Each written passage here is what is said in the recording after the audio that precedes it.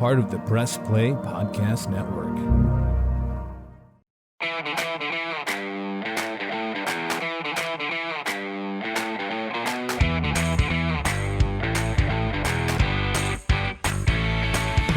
And welcome to another edition of the Reg and Rhoda podcast, brought to you by MGM Northfieldpark. Northfieldpark, your home for live and simulcast racing, free admission and free parking every day at Northfieldpark. A little later, we'll tell you about something special coming up on Saturday, December 18th at Northfield. Speaking of special, Michael, the first half was special today, but the second half was not for the Cleveland Browns. However, a win is a win is a win is a win, especially in December over a rival, and the Browns found a way to survive, hold on, and defeat the Baltimore Ravens at First Energy Stadium today. Final score, Browns 24, Ravens 22. A game out of first place now for the Browns late in the season. Not a bad Sunday. Buying themselves some more time, right, Roadman? That's it. Yeah, bought themselves 7 more days. 4 more practices and an opportunity to get the now woebegone Vegas Raiders in here next Sunday, and that thing has just completely bottomed out. Anyway, actually, Saturday, Reg. That game is Saturday. Right. Rescheduled for 4:30 on Saturday. So a shorter week for the Browns, but as you mentioned, the Raiders, they got trounced by the Chiefs today big time. Well, we'll get to that in the second half of the show. But, you laid out that, as we like to do, we'll discuss the first half. Well, quite frankly, the first half, hey, that's a very strong first 30 minutes, Cleveland Browns. Very strong. You know what that was like, Reg? That was as strong as our producer, Dave Emmert, producing the R&R podcast. That's how strong it was. See how I worked that in there after forgetting about him in the open there? That's how strong that first half was by the Browns.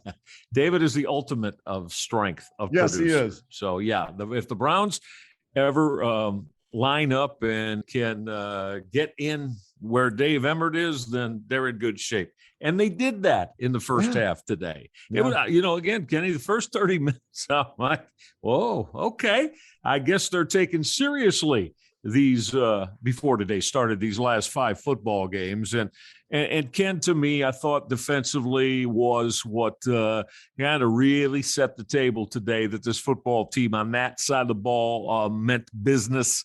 It started early. Now, Lamar Jackson not being able to continue and go the full route. Did that help? Can't say it hurt, right? I mean, especially the way he's been playing, right? Right. And we know how much the Browns struggle with Jackson when he starts to use his legs and ad lib and start to pull the football down and run around. That's been a real difficult spot for the Browns, as it has been for a lot of football teams in the NFL trying to deal with Lamar Jackson. But Kenny, overall, it started in the first half. They held the Ravens today just to one third down conversion in 12 opportunities. And at this time of year, Ken, I think that's huge. You can get off the field defensively and, get the offense back on the field and put the ball in their hands with an opportunity to put points on the board for you. And to me, that all started in the first half today. So, again, kudos to them for the way they came out of the gate today in that first half. Every facet of the game, all the units, but especially defensively and offensively. Yeah, and the Browns on the flip side of that, Reg, 6 for 13 on third down. So we always talk about what? Red zone efficiency, third down efficiency, right? You want to limit the opposition in both, and you want to perform at a high level at both. And the Browns today, I believe, were 2 for 2 in the red zone and 6 for 13 on third downs today, staying on the field, thus keeping the defense off the field and controlling the clock somewhat. I look down here, and the Browns won the battle of time of possession by about 8 minutes in the game today, and that's huge this time of year. Another facet, absolutely. That is enormous for the Browns today. And, when you look at that first half, again, the Browns were able to move the sticks. And remember what we said last week, Kenny? Of course, you want points every time you have the football. But it can change the game. It can change field position. And there are times when time of possession, especially in a close game, is either going to benefit you or grab you by the neck and throw you on the ground. And today, there were in that first half, the Browns, first down, first down, move the sticks. So, Ken, what I'm saying is even if it winds up that you have to punt the football, you're adding to the time of possession that your defense doesn't have to be on the football field.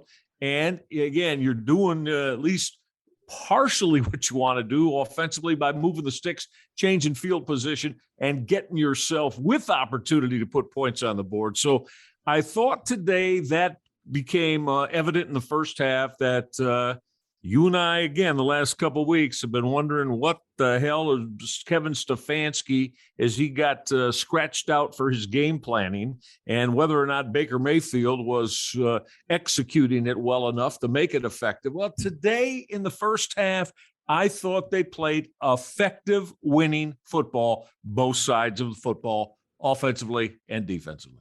I thought the first half may have been their most complete half against a quality opponent of the year as they dominated. We're up 20. What was it? 21. Was it 21-0 at one time, Reg? Or yes. No, no, 17-0. 17-0. Yeah. And then Tucker hit the first of his field goals on the day. But, again, I mean, they established the lead. It was more than a 2-possession lead. Yep. And again, Kenny, they were playing in concert. They had both units specifically that were, and to beat a team like the Ravens, that's what you got to have. And they came out of the gate and started getting that done. So, I really done, and coming off a bye too, right, Ken? Yep. I mean, you're looking at a situation where, no, don't tell me about this. Well, we took a little bit of time to get going today. No, against a team like Baltimore, you can't afford to do that. So, again, kudos to them.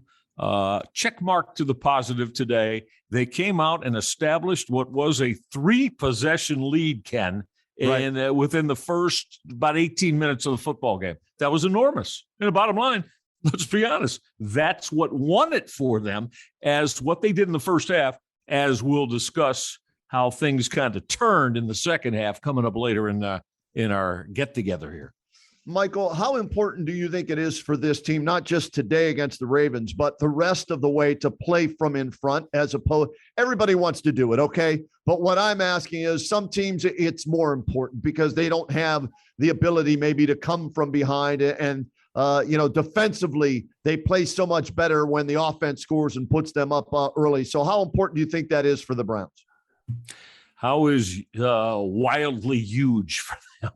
I mean, Kenny, I'll go the other way.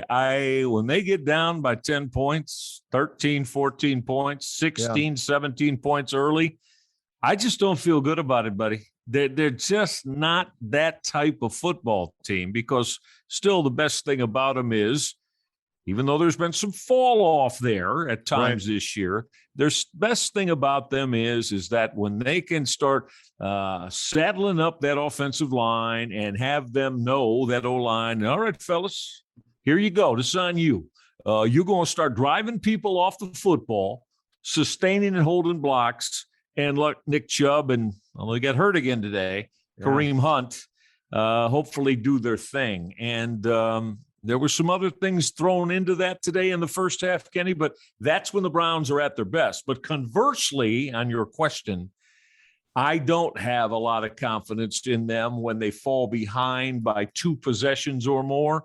So it is just what do you call it? You say ginormous, don't you? Yes. That's your ginormous. Word. Yes. Ginormous. It's ginormous, wrote a word for them to get leads in the first half. Yes.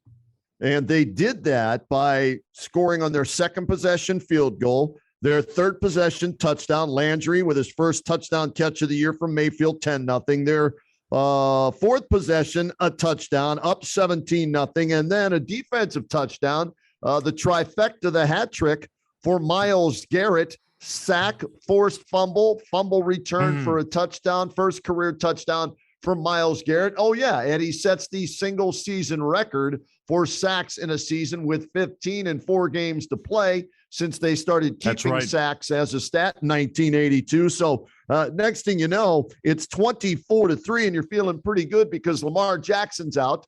The Ravens haven't scored, more than, I think, 17 points the last 3 or 4 games like the Browns. Yeah. And it's 24-6 then at the half. You're feeling pretty good, Reg, about the dominating first half offensively, defensively, and special teams.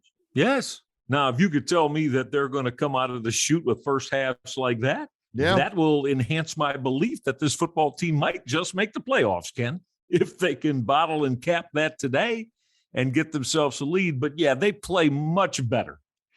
And you could say, well, of course, a lot of teams seem like they do. But within that, though, again, I take it to me what is a negative. I just, again, don't have a lot of faith in them that when they do get behind, that, they can get things turned, resurrected, and have the offense get them back in the football game if they're down by a couple of possessions, Ken. So, yes, I mean, today they needed that, and that's exactly what they got. You mentioned Myles Garrett.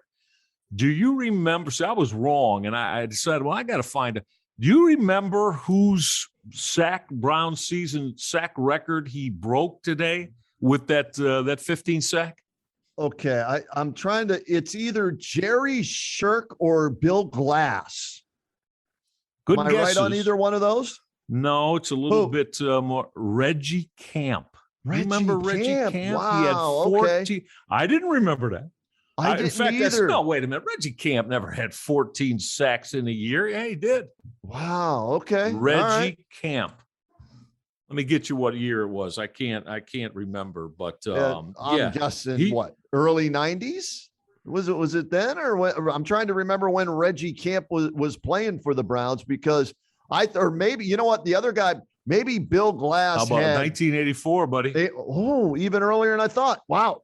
I'm thinking maybe Bill Glass has the record for sacks where they didn't keep stats for sacks or something like that. Yeah, that was prior to 1982. Yeah, so yeah. So that one doesn't count, I guess. But really, Reggie Camp. Okay. Yeah. Well, since they've been here's the name since they've been the top 5 in Browns history. And remember, 1982, that was when they began to record sacks as a something of significance in the NFL. Myles Garrett today getting number 15 this year. Reggie Camp 1984 with 14. Myles Garrett in 2018 with 13 and a half. Okay. Jameer Miller. Yes. 2001 outside linebacker. Remember, rush outside linebacker. He was 13. A Pro Bowler that year for the Browns. Yep. And for the third time of the top 5, although there's the 5th place has been Myles Garrett last year with 12. And then our buddy Clay Matthews with 12 in 1984. Those are the top 5 single season sack marks for the Browns. So number 1 with Myles Garrett with his 15th today. And it was a doozy, wasn't it? As you just said, strip sack. Right? You strip sack, you recover the fumble, and you go to the house with it. I mean, what's better than that? Nothing, right? From that standpoint, that's what you dream of, man. It's a hit, fumble, scoop and score, and huge momentum builder for the entire team and that defense. No question about it. Yeah, no question about it. And the man that we've talked about a lot last week, Kenny, I don't know, some of these things are, this is what PR departments have to do, right? It's their job, right? So how about the quarterback of your Cleveland Browns? Mr. Baker Mayfield today, his 88th passing touchdown today, Ken. Okay.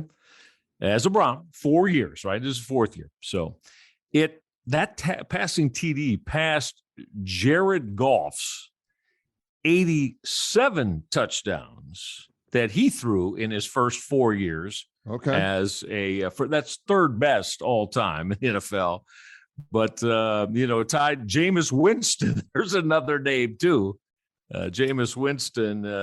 This is with Mayfield throwing 88 TDs. That's the 3rd most in 4 years in NFL history. So how let's about hope those he names? Turns out better than both of those guys. Jared Goff, man. Wow. Those will be gone Detroit Lions. But anyway, I thought Baker, to me, I'll just say this today. When you get that kind of defense, he played winning football. He had the one horrible throw. Yeah. I don't remember if that was in the first half, Ken, where he got picked. First half. Yeah. He got picked, but he only threw 2 touchdown passes. And I really like today that in the first half with the Browns down a tight end, Stefanski, if he could, he'll put 5 tight ends on the field if you let Kevin Stefanski do that, I thought Mayfield made it a point to get Donovan Peoples-Jones involved today. And Kenny, Peoples-Jones had a good day, 5 catches for 90 yards. And I'd like to see more of that because, Peoples-Jones can be a factor and make plays for that offense. Landry today didn't, 5 catches for Jarvis, but 40 yards. Peoples-Jones had 5 catches for 90 yards today, and they hit him in the seam on 1 for 34, 1 for 24. So, yeah. And Rashard Higgins, is he on the team? He was out there. I saw 81, or what is he? 82. I saw 82 out there for at least one play. I can tell you he was active. I know that. And I saw him for at least one play today. And the good thing with DPJ today, too, no drops. Okay. They target him 7 times, 5 completions, 90 yards, led the team. Landry, like I said, scored his first touchdown of the year. That's much needed in that as a receiver. Attack. Yeah. Remember, he ran one in when they direct snapped to him a few weeks ago. First catch for a TD. And they got Hooper involved a little bit more today, too. Each of those guys had 5 catches each and a total of 22 targets. So those were the main targets today for Baker. Yeah. And we'll get to the second half stuff here, Reg, because I listened to both Kevin Stefanski's press conference and Baker's press conference after the game. And I want to give you some thoughts on what I heard from those guys. But before we do that, Michael, and get to a break, I want to remind everybody about what's happening at Northfield Saturday, December 18th. It's the annual Santa Sack Fan Appreciation Night at Northfield Park. Enter for your chance to win cash, gift cards, electronics, and much more. Plus, play snowball toss from 6:30 to 7:30 p.m. for a chance to win even more prizes. And how about this? You can help out. You can help the less fortunate right now by donating a non-perishable food item to the holiday food drive and receive a Northfield Park gift while supplies last. That food drive will open from 5 to 9 p.m. again on Saturday, December 18th. It's the Santa Sack Fan Appreciation Night. Go have some fun there, donate, and feel good about yourself. The Browns are feeling good about themselves after beating the Ravens today to save their season 24-22, but it wasn't easy and it wasn't pretty in the second half. And Michael and I will break down the Jekyll and Hyde Browns right after this. Hey everyone, it's JD from the Hyman Podcast. Backed by popular demand, I'm excited to let you know that new episodes of the Hyman Podcast will drop every other Monday on Apple Podcasts, Spotify, or wherever you listen to your podcasts. We're going to continue the conversations we started last season and keep having those hard conversations. There is so much in store for you this season, and I'm excited to share it with you. Subscribe today so you don't miss a single moment. The Hyman Podcast, part of the Press Play Podcast Network. For the Dennis Maniloff Show, I'll tap into my 40-plus years of following Cleveland sports and 30-plus years of writing and talking about them, so as to bring you informed opinions and analysis of your favorite players and teams. I also will monitor the national sports scene and, when warranted, step out of the toy department and into the real world. And I'll always be on the lookout for special guests. By all means, join us.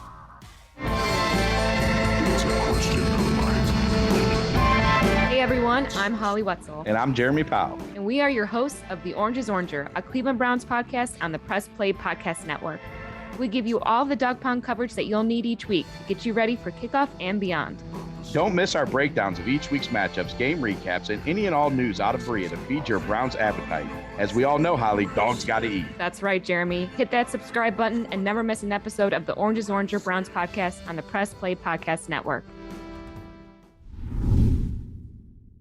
And welcome back to the R&R Podcast, brought to you, sponsored by, powered by MGM Northfield Park. Free admission, free parking every day at Northfield Park. And Michael, I tweeted out from Jersey's Sports Bar and Grill in Canton today when it was 17-0. Ball game. Game over. Browns win. Oh, yes, I did. Oh, yes, I did. I was working college hoops today. Now, normally I'd see your tweet right away, but I was calling the Akron Zips game today, so I did not see that. So you called it. Called it done finito at 17-zip in the first half. What I was doing. Turn out the lights. The party's over. Okay. I thought for Michael. 17-0. Yeah, well, yeah, Ravens I know. only scored 16 against the Browns with Lamar Jackson at home previously. They looked like crap today. Browns offense was humming and Baker was playing well. And I'm thinking, man, this is going to be like 31-13 final, easy win for the Browns. And they were jaw crap the second half.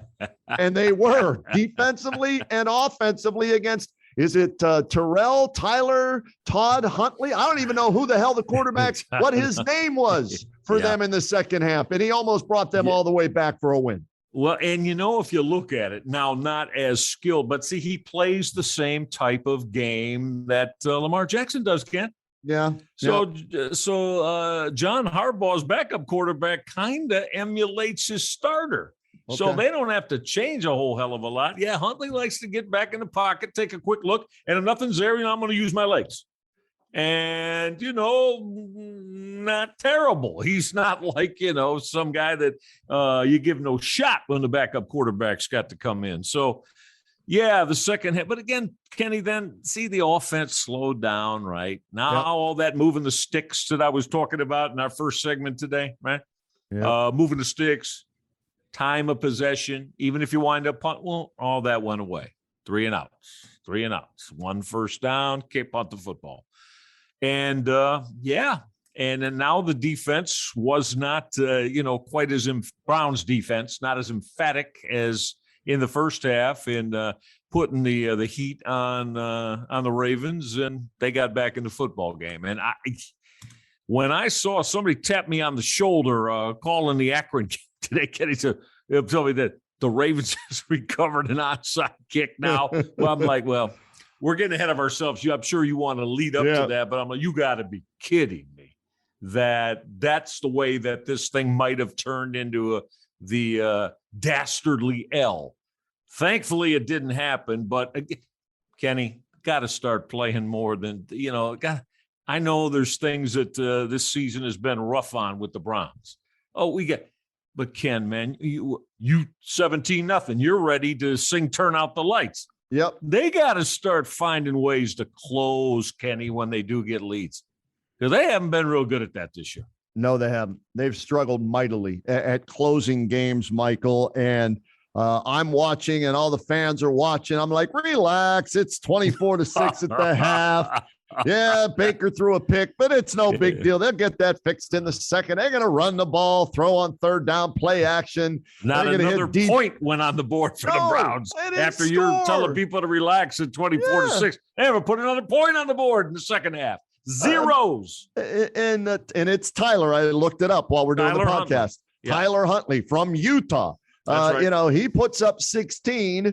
They go for 2 early, which was interesting from Harbaugh, and forced them, if they missed that, to be down 2 scores, and it cost them, I thought. Don't chase points that early. He's Mr. got his Harbaugh. Analytics guy, though, right? Well, Somebody's in his ear telling him that. Yeah, I know, but you know me. Sorry, I'll fight that to the dying day. You start chasing points early, and I consider third quarters and even early fourth too early. Don't chase points. It'll bite you in the butt more than it'll help you. Yeah, and it did. And, having said all that, Michael, they score a touchdown late, kick the extra point. It's a 2-point game with 1:17 left. You're thinking, okay, they scored, but because of the 2-point conversion, they didn't get, right? Yeah. They've got to kick an onside kick, and it's like 4 or 3% of onside kicks have been recovered in the last 3,000 years. and the Browns set up, and Tucker, the greatest kicker in the game, he pulled a Roy Jarrella out of his you-know-what. Remember when he kicked it off the shoulder pad of, I think it was Hollywood Henderson in the Super Bowl That's exactly year? Who it was. Yes, I do remember that. That's what happened today. He nails one off of Janovich, the fullback shoulder pads, and Baltimore recovers it. They got 1:15 left, the ball at their own 41. They need to get 20 yards, and Tucker's in field goal position. Right, with Kenny, you just mentioned his name. With the best, bar none, the best long-distance field goal kicker maker in the NFL currently, and you have put him in the top, I'm going to say top 3 all time. Justin Tucker can hit from 62, 63, 64 like it's nothing, Kenny. Yeah.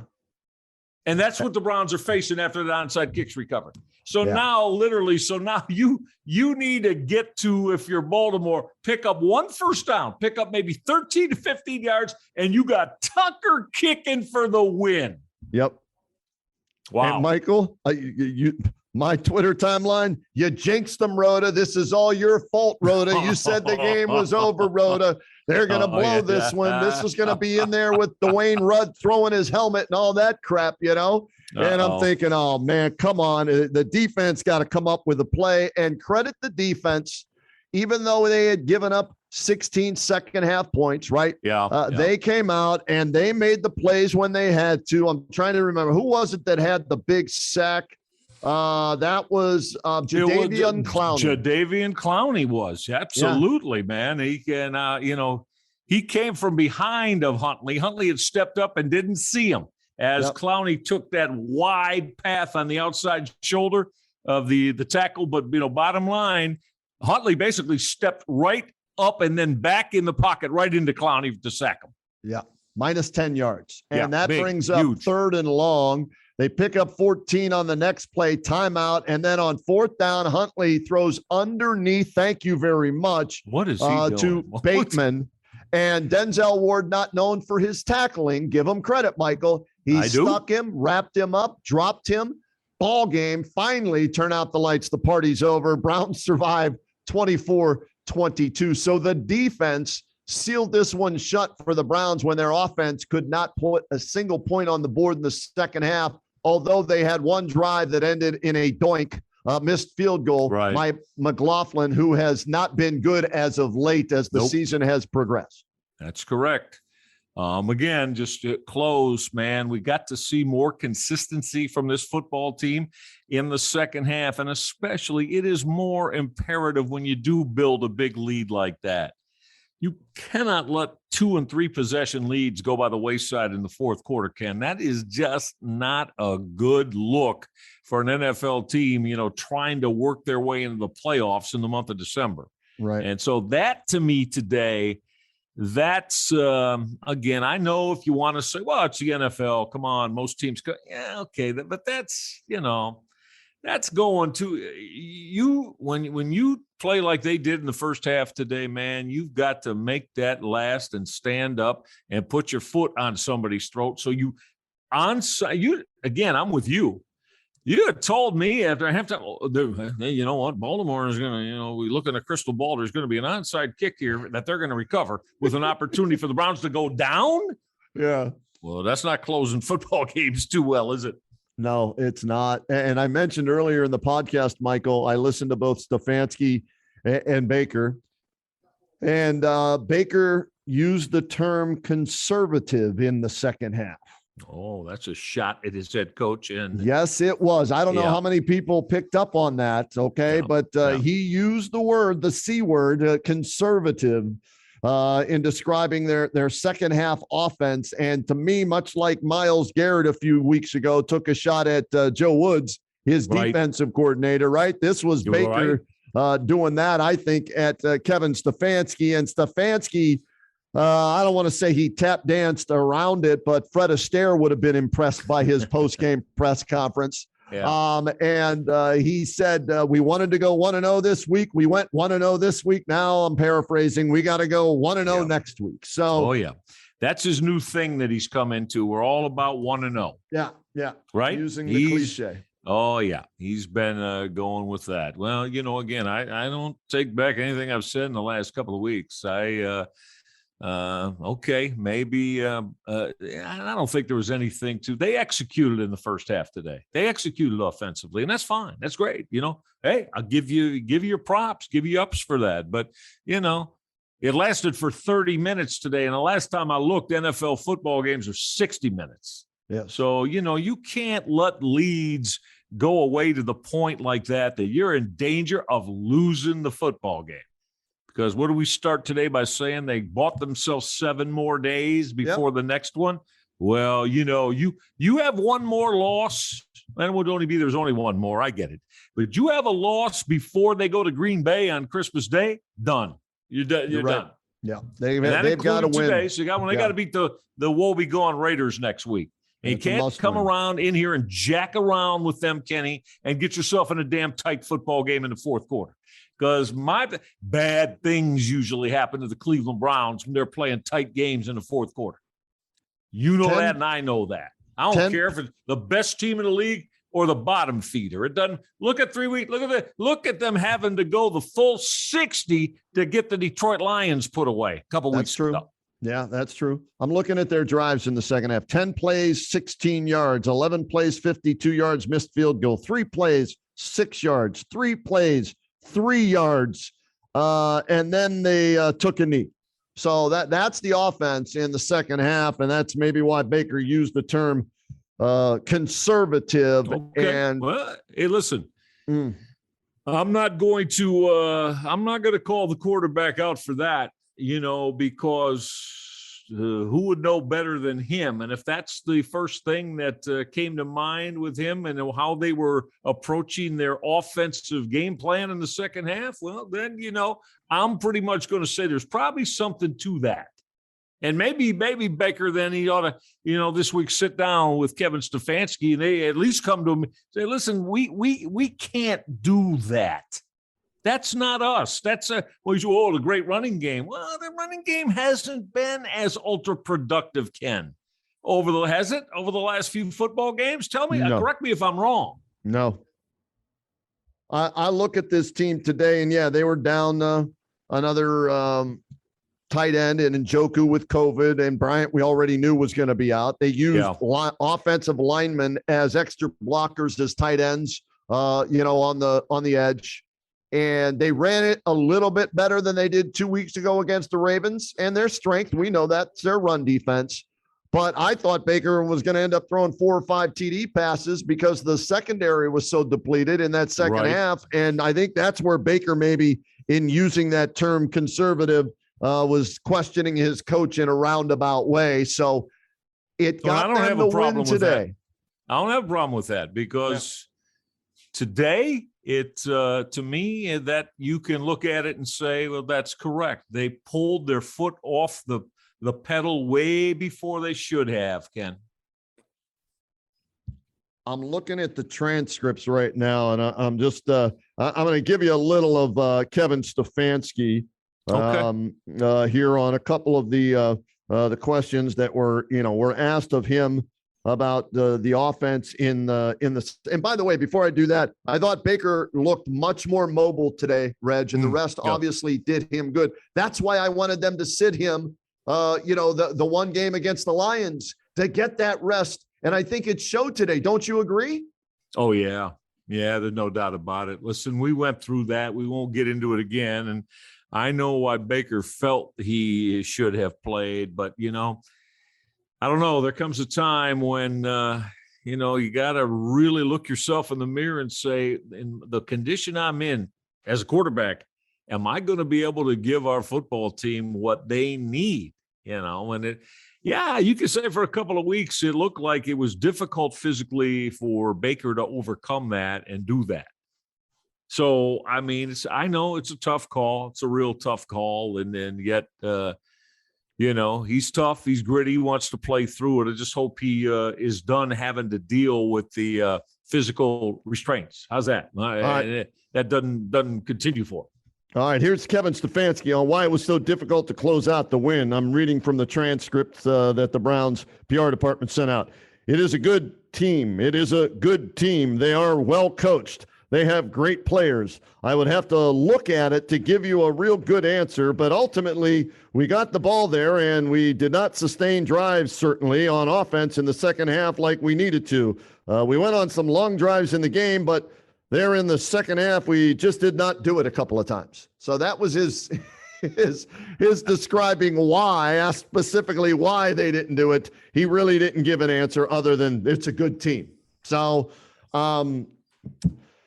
it got him a win today, Reg. So at this time of the year, you take it. You do move on. It's 1-0 this week. Now they've got to go 1-0 next week on a short week at home against the Raiders. And I would think you have to play better than what they did in the second half today to win 3 of your next 4. But looking around the league, Reg, at some of these teams, and it's not just for the Browns, I don't know which Bengals team is going to show up from week to week.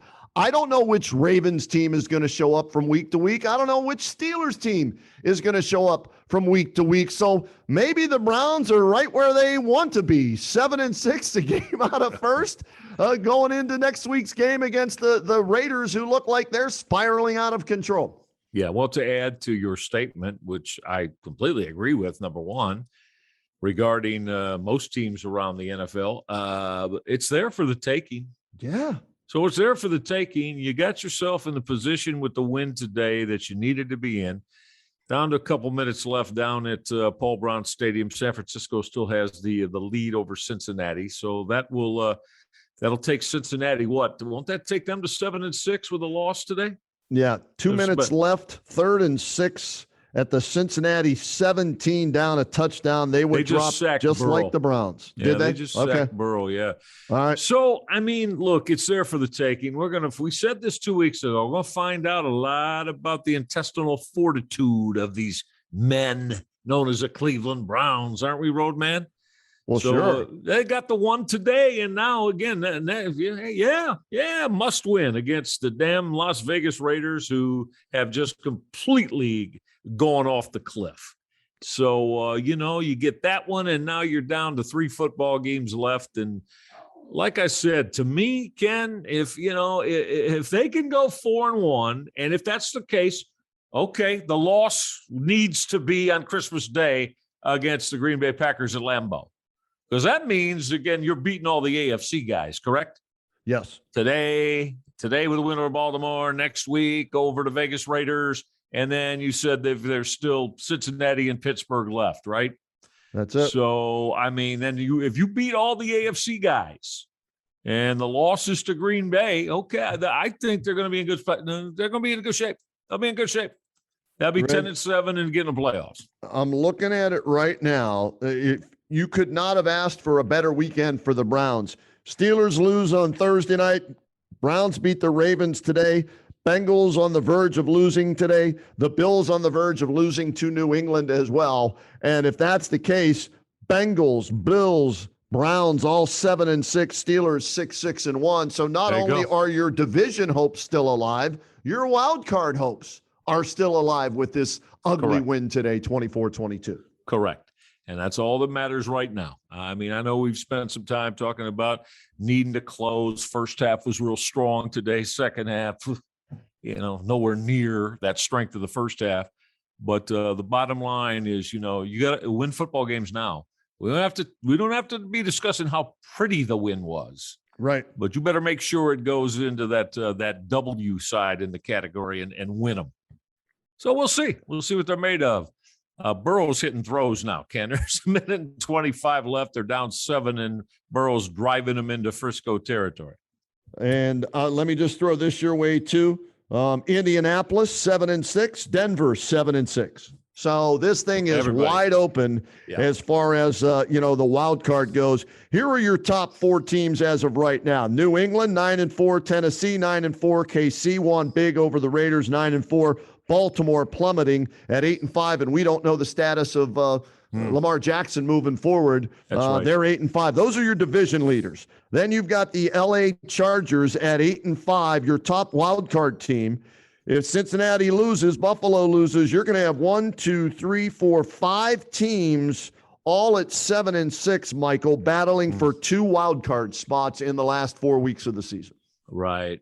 And Joe Burrow just threw a 32-yard touchdown pass. Did he really? By the pylon, the corner of the end zone. They're an extra point away from tying up San Francisco. Just an awful defensive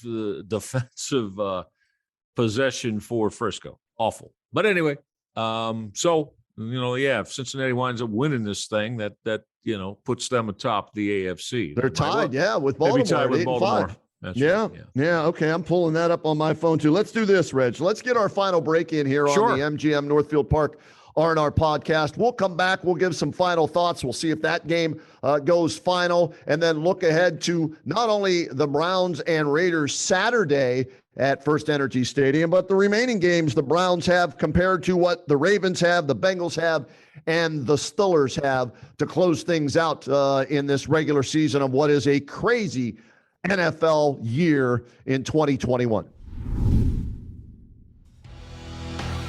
Northfield Park is your home for live and simulcast racing.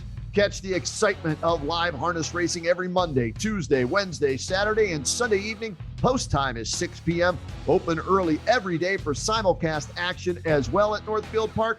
And check this out, Saturday, December 18th. Northfield Park is having their annual Santa Sack Fan Appreciation Night. Enter for your chance to win cash, gift cards, electronics, and much more. Plus, you can play the snowball toss from 6:30 to 7:30 p.m. for a chance to win even more prizes. And if you really want to make somebody's holiday a special one this year, you can donate a non-perishable food item to the holiday food drive and receive a Northfield Park gift while supplies last. The food drive will be open from 5 to 9 p.m. Free admission and free parking every day at Northfield Park.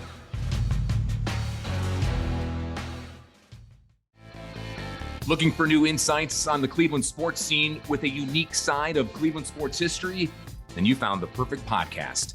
I'm John Sable. And I'm Scott Sable, and we're hosts of the Sable Brothers on the Baseline podcast, a podcast about Cleveland sports, but not your typical podcast about the land's sports teams.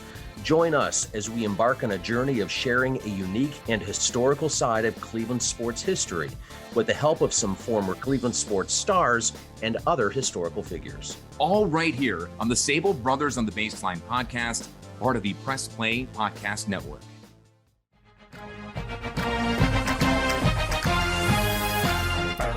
Hey, it's Tito, host of the Premier Fantasy Podcast. Get all the news and analysis you need to dominate your fantasy league. I've been doing this as long as anybody in the business. I can help give you the edge in your leagues. It's the Premier Fantasy Podcast, part of the Press Play Podcast Network.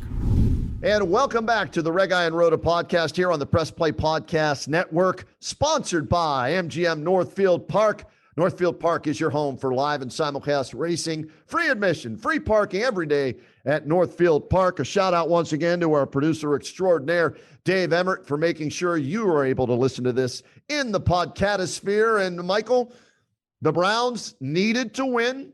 And maybe when this season is over, we won't look back at this and say, man, they almost blew that game. We'll just say, yeah, they beat the Ravens in that week to help them get to the playoffs. And that's all that matters this time of the year, isn't it, Michael, as much as we analyze it, right? Yeah, that's it.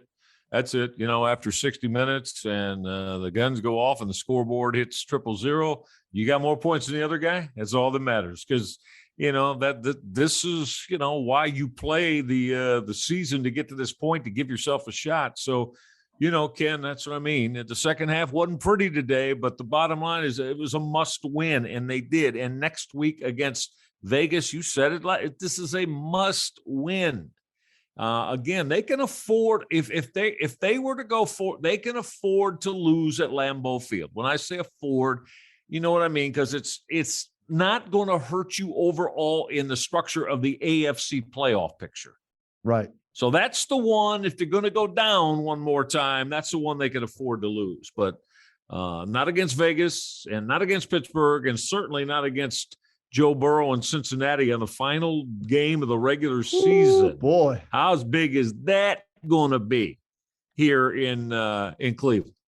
Can you imagine, Michael, if that means the division title? Could be. Imagine what it'd be like at the First Energy Stadium. Here are the remaining schedules and why I bring that up. The Ravens, and again, we don't know the status of Lamar Jackson moving forward. The Ravens have Green Bay at home, at Cincinnati, Los Angeles Rams at home, Steelers at home. Best they're going to do, in my opinion, is 2-2 in those games. That's the best I think they can do. Okay, that's just me. All right. Okay. You look at the Steelers. They've got Tennessee at home, loss. At Kansas City, loss. Cleveland at home. Okay, we'll see. They seem to have Cleveland's number when it matters most of the time, right? And then at Baltimore, which is a war, and we saw that on a Thursday night game, yeah. Yeah, well, or Sunday night game. You're right, and they don't like one another either. Just like, and so those games always turn into 60-minute like hand grenades are ready to come out. So and think about that: Baltimore and Pittsburgh and the Browns and Cincinnati on the final Sunday of the regular season. Now, how wild is that going to be? Kenny? All four of them could possibly be still alive to get a playoff berth. Right. Division crown as well as wild cards. Definitely. Yes. And the last one is Cincinnati at Denver next week. Baltimore home, Kansas City home, at Cleveland. So they could wind up 1-3 there. Yes, absolutely. As easily as they could be 3-1, Ken. Yeah. So it may, and you pointed this out earlier, and I think at the beginning of the season, I had the Browns 11-6 winning the division on a tiebreak, and that's what it may come down to. So your point is dead on, Michael, about if you're going to lose one of these four games, the Browns, you lose in the NFC to Green Bay, and you sweep the Raiders, Steelers, Bengals in the AFC to finish your season, what would that make you, Michael? 10-7, right? 10-7. And if that's the way this plays out, I feel real good, Kenny. Now it may take a tiebreaker too, right? But I feel real good that the Cleveland Browns will be in the playoffs. I'm counting today because remember if they went 4-1, they've already got one of them in the bag, right? But the loss has got to be on Christmas Day against the Packers. Can't be one of because you lose one of the AFC games now of the three you got left. Gonna put you in a bad spot. And here's the thing to remember with Green Bay, too. They've got a quarterback who's got a bad toe. Now, he seems to be able to play through that, but they said it's going to matter. And it's not COVID toe. It's a fractured toe, I guess. His Sergeant Hulka is bothering him, his toe. So who knows with that? But, Aaron Rodgers, you're going to Green Bay. That's a tough place to win. But at home against the Raiders, to me, that is I'm putting that down as a victory for the Cleveland Browns. Green Bay, we'll see. At Pittsburgh, you never know with the Steelers, man. You just don't know with that offense. Strange things happens when the Browns go into Hines, right? And that's just on as they a Monday did Three night. Rivers. Yeah, that's a Monday night game. Monday night, yeah. And then Bengals at home. So their season was saved today, even though they played horribly in the second half offensively. But that's what you want. You just want a chance next week to play another meaningful game. And see if you can survive for another week and let the chips fall where they may with everybody else, right? Yeah, that is the prevailing way for us to describe this podcast, this R&R podcast. Again, like I said, when you bought time, you bought another week, you got the W. Now you need to do the same thing next week, and then you'll still be in an advantageous position. And if it is a loss in Lambeau Field on Christmas Day, it won't have all of that negative impact, right? With everything that the AFC is that we've been talking about. So they got themselves in position, and we'll see if they have found a way to become a football team that knows how to close. Ken, that's my biggest thing. Today is Exhibit A here. Yeah, today's Exhibit A. I mean, again, you get up the way they did, 24-3. After the first half, right, and no points in the second half, none. Well, okay, you escaped, you got by, but I'll tell you that's probably not going to work anymore. You come up scoreless in the second half, after establishing the lead, not good. Yeah, let's we'll talk a little bit more here in this podcast because the game with the Bengals and the 49ers. We're tied 20-20 with 13 seconds left. And the Niners are in field goal position. Yeah, the Bengals came back to tie it late in the game, but Robbie Gould has a nice strong leg going all the way back to his days in college. I think at Penn State, he was booming them long distance. So there's a chance here for Robbie Gould as I think what they're doing right now, Michael, they're pulling a page out of the Belichick playbook, and that's just snapping the ball to Jimmy G, chewing up a few seconds of the clock and having Jimmy G throw it high and out of bounds just to run the time down. So when they do attempt the field goal, which will be in the neighborhood of about 46 yards. Right from here, they're at the 29, 46 on a 2nd and 10. Garoppolo's just taking more time up and threw it up into the third row. Yeah, there you go. So they'll send here it is. out. 4 seconds left. Here's the field goal unit coming up. So this is huge for the Browns, and that's why we're prolonging this podcast, because we'll know now maybe at the end of regulation here if the Ravens are alone in first place at 8-5, or if the Bengals maybe get to overtime and have a chance to still tie them for first place, or if not, then the Browns and Bengals are tied for second place at 7-6. And so we'll see if we are headed wide right, Kenny. Robbie Gould pushed it wide right over. Wow. All right. So we won't know at the end of this podcast what the Bengals record is. So they're either here are their three options. They're either going to win and be tied for first at 8-5. Yep. They're either going to lose and they'll be tied for second at 7-6. Or they'll be alone in second place if this thing ends in a tie at 7-5-1. Those are your options going into next week with the Browns moving forward and the rest of the AFC North. All right, Michael, great stuff as always. Yes, sir. We'll get together again soon here. We're going to talk more Cavaliers basketball because they deserve to get some love on the R&R podcast as they are 16-12 on the season, as they continue to surprise everybody, I think, not only in the front office of the Cavaliers, but in the NBA and around, the country as far as their start through 28 games, right? Playing very good basketball. And again, you still got over 60 games to go, but, I'm seeming to think that this is a team that understands what it's going to take and can play the type of basketball to get themselves in the playoffs. So we'll see. Guys, I told you it's all about the bigs. They playing 7-footers at 3 different positions, guys. They the number one defense in the entire NBA. They the best, guy, defensively. All about the bigs. Chris Mims is smiling somewhere. Is Ilgunas Sagauskas. Yeah. You're right, Luke. You're right, Coach Luke. And we'll see how it plays with them. All right, Michael, we'll talk again soon. Thanks to everybody out there for checking us out. We really appreciate it here on the R&R podcast, and a special shout out to MGM Northfield Park for being the title sponsor of the Reg Eye and Rhoda podcast here on the Press Play Podcast Network.